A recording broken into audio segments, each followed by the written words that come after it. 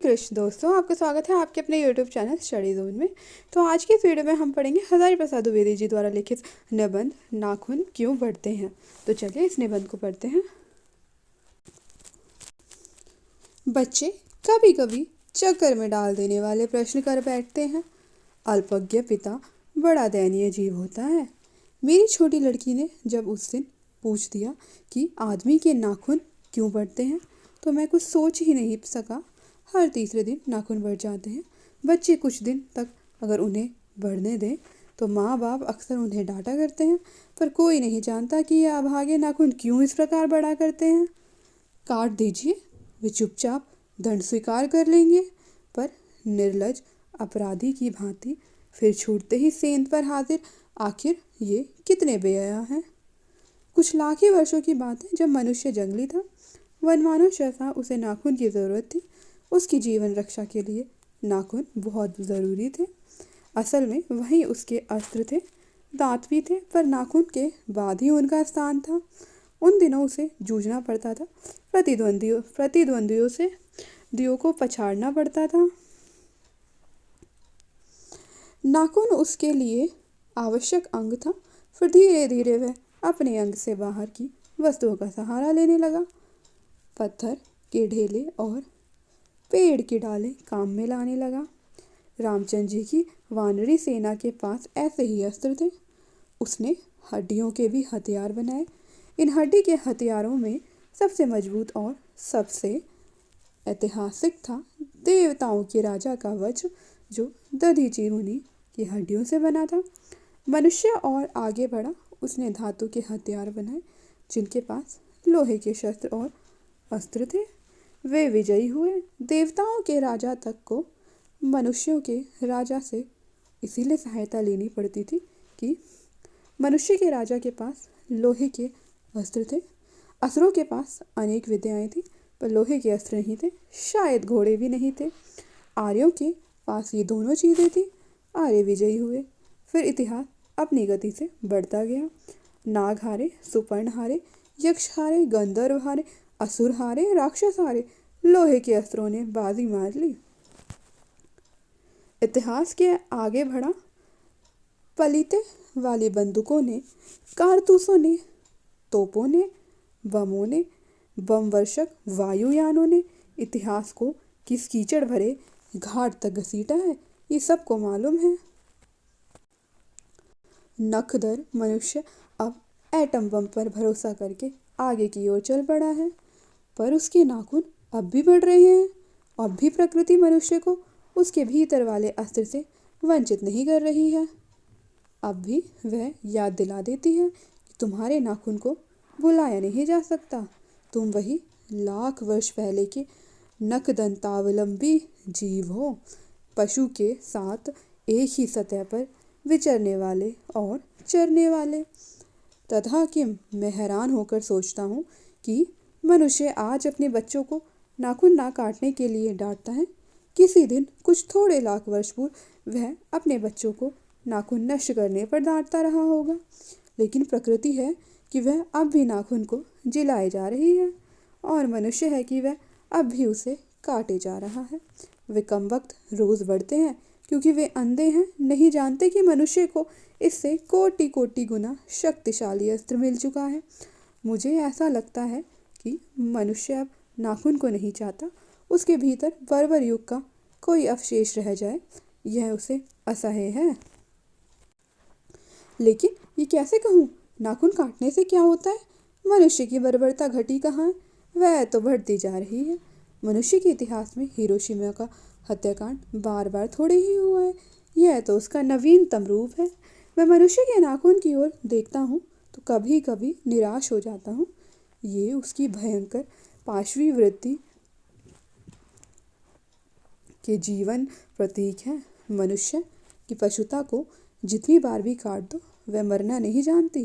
कुछ हजार साल पहले मनुष्य ने नाखून को सुकुमार विनोदों के लिए उपयोग में लाना शुरू किया था।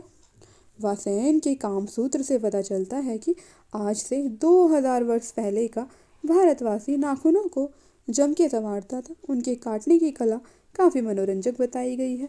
त्रिकोण, वर्तुलाकार, चंद्राकार, दंतुल आदि विविध आकृतियों के नाखून उन दिनों विलासी नागरिकों के ना जाने किस काम आया करते थे। उनके सिक्खत मोम और अलकत आलता से यत्न पूर्वक रगड़ कर लाल और चिकना बनाया जाता था। गौड़ देश के लोग उन दिनों बड़े बड़े नखों को पसंद करते थे और दक्षिणात्य लोग छोटे नखों को। अपनी अपनी रुचि है, देश की भी और काल की भी, लेकिन समस्त अधोगामिनी वृत्तियों की ओर नीचे खींचने वाली वस्तुओं को भारतवर्ष ने मनुष्योचित बनाया है। ये बात चाहूं भी तो भूल नहीं सकता। मानव शरीर का अध्ययन करने वाले प्राणी विज्ञानियों का निश्चित मत है कि मानव चित्त की भांति मानव शरीर में भी बहुत सी अभ्यासजन्य सहज वृत्तियां रह गई हैं। दीर्घकाल तक उनकी आवश्यकता रही है।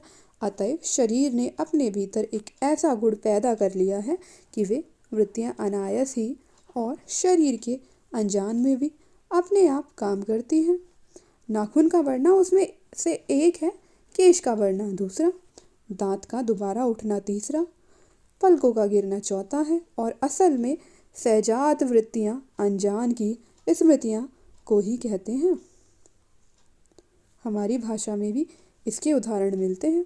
अगर आदमी अपने शरीर की, मन की और वाक की अनायास घटने वाली वृत्तियों के विषय में विचार करे तो उसे अपनी वास्तविक प्रवृत्ति पहचानने में बहुत सहायता मिले। पर कौन सोचता है? सोचना तो क्या, उसे इतना भी पता नहीं चलता कि उसके भीतर नख बढ़ा लेने की जो सहजात वृत्ति है वह उसके पशुत्व का प्रमाण है। उन्हें काटने की जो प्रवृत्ति है वह उसकी मनुष्यता की निशानी है। यद्यपि पशुत्व के चिन्ह उसके भीतर रह गए हैं, पर वह पशुत्व को छोड़ चुका है। पशु बनकर वह आगे नहीं बढ़ सकता, उसे कोई और रास्ता खोजना चाहिए। अस्त्र बढ़ाने की प्रवृत्ति मनुष्यता की विरोधिनी है। मेरा मन पूछता है, किस ओर? मनुष्य किस ओर बढ़ रहा है? पशुता की ओर या मनुष्यता की ओर? अस्त्र बढ़ाने की ओर या अस्त्र काटने की ओर? मेरी निर्बोध बालिका ने मानो मनुष्य जाति से ही प्रश्न किया है। जानते हो नाखून क्यों बढ़ते हैं? ये हमारी पशुता के अवशेष हैं। मैं भी पूछता हूँ, जानते हो ये अस्त्र शस्त्र क्यों बढ़ रहे हैं? ये हमारी पशुता की निशानी है। भारतीय भाषाओं में प्रायः ही अंग्रेजी के इंडिपेंडेंस शब्द का समानार्थक शब्द नहीं व्यवहृत होता। 15 अगस्त को जब अंग्रेजी भाषा का पत्र इंडिपेंडेंस की घोषणा कर रहे थे, देसी भाषा के पत्र स्वाधीनता दिवस की चर्चा कर रहे थे। इंडिपेंडेंस का अर्थ है अनधीनता या किसी की अधीनता का अभाव, पर स्वाधीनता शब्द का अर्थ है अपने ही अधीन रहना। अंग्रेजी में कहना हो तो सेल्फ डिपेंडेंस कह सकते हैं। मैं कभी कभी सोचता हूँ कि इतने दिनों तक अंग्रेजी की अनुवर्तिता करने के बाद भी भारतवर्ष इंडिपेंडेंस को अनधीनता क्यों नहीं कह सकता?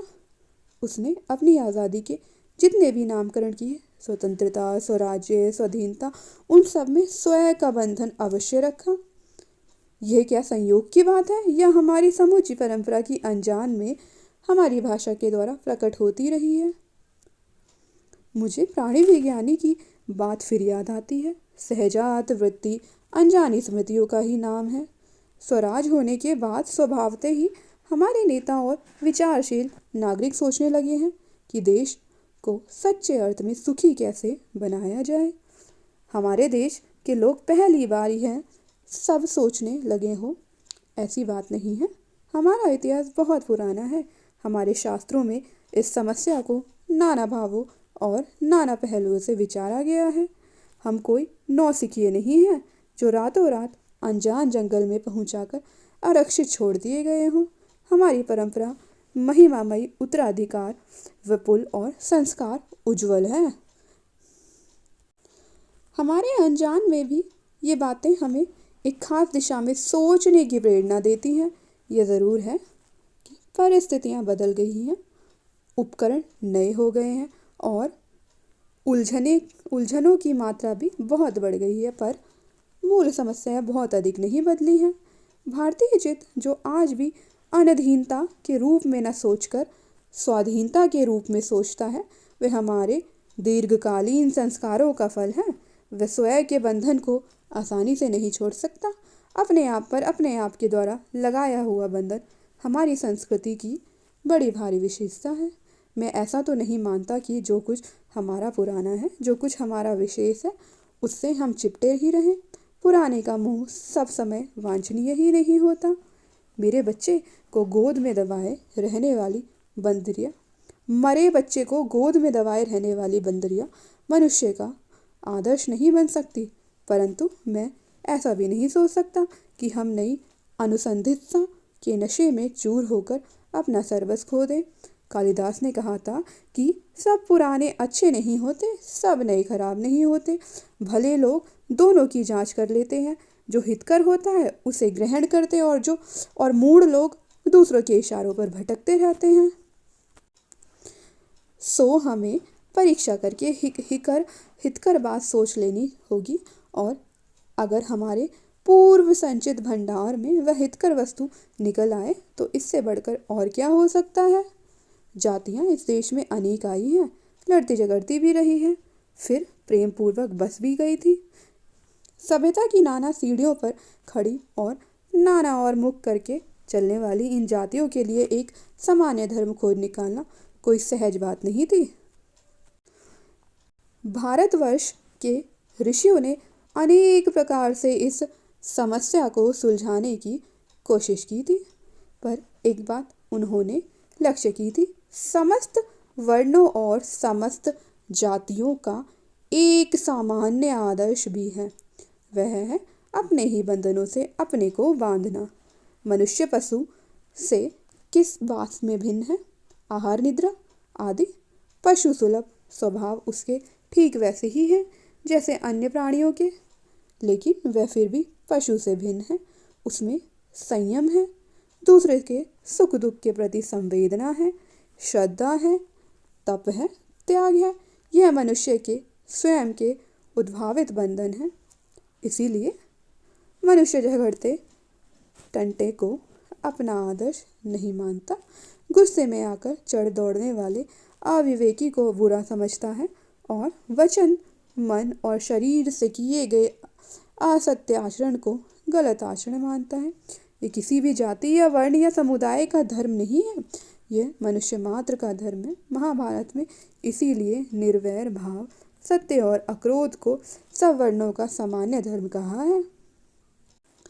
एतद्धि तृतीयं श्रेष्ठं सर्वभूतेषु भारत, निर्वैरता महाराज सत्यम क्रोध एव च।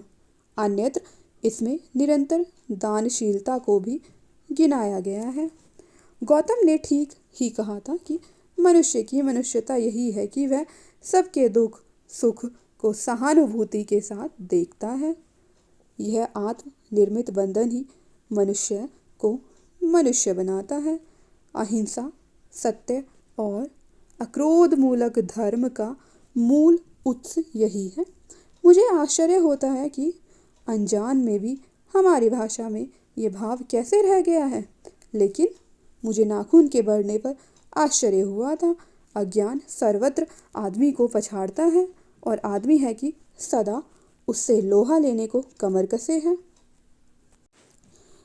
मनुष्य को सुख कैसे मिलेगा? बड़े बड़े नेता कहते हैं वस्तुओं की कमी है और मशीन बैठाओ और उत्पादन बढ़ाओ और धन की वृद्धि करो और बाह्य उपकरणों की ताकत बढ़ाओ।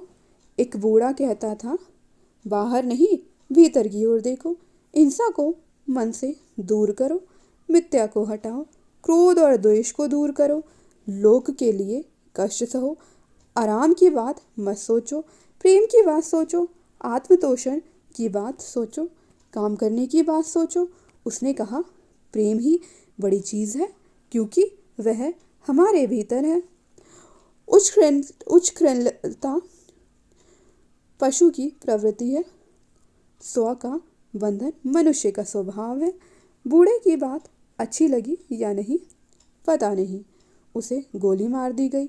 आदमी के नाखून बढ़ने की प्रवृत्ति ही हावी हुई। मैं हैरान होकर सोचता हूँ, बूढ़े ने कितनी गहराई में बैठकर मनुष्य की वास्तविक चरितार्थता का पता लगाया था। ऐसा कोई दिन आ सकता है जबकि मनुष्य के नाखूनों का बढ़ना बंद हो जाएगा। प्राणी शास्त्रियों का ऐसा अनुमान है कि मनुष्य का अनावश्यक अंग उसी प्रकार झड़ जाएगा जिस प्रकार उस पूंछ झड़ गई। उसी दिन मनुष्य की पशुता भी लुप्त हो जाएगी। शायद उस दिन वह मरणास्त्रों का प्रयोग भी बंद कर देगा। तब तक इस बात से छोटे बच्चों को परिचित करा देना वांछनीय जान पड़ता है कि नाखून का बढ़ना मनुष्य के भीतर की पशुता की निशानी है और उसे नहीं बढ़ने देना मनुष्य की अपनी इच्छा है, अपना आदर्श है। बृहत्तर जीवन में रोकना मनुष्यत्व का तकाजा है। मनुष्य में जो घृणा है, जो अनायास बिना सिखाए आ जाती है, वह पशुत्व का द्योतक है और अपने को संयत रखना, दूसरे के मनोभावों का आदर करना मनुष्य का स्वधर्म है। बच्चे ये जाने तो अच्छा हो कि अभ्यास और तप से प्राप्त वस्तुएं मनुष्य की महिमा को सूचित करती हैं।